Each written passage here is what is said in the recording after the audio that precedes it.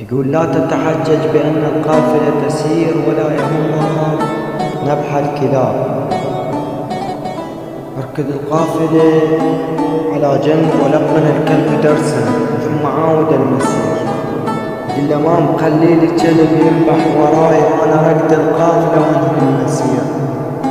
إلا خلي ينبح يبطل نباح حتى ما تتكرر النوم وتصير. ما تحجج، هي مو شغلة نوار. اوقف وما ذب أنا براسي البعير. إن عقب واحد يستفحل وراي، إن عوق الوحد يقول أنا زير. كون يتعدى على غيرك يكسر قفاه، أنا وياك خلق قصير. عليه نرد ما نجزيه، عليها نريد ما نجزيه.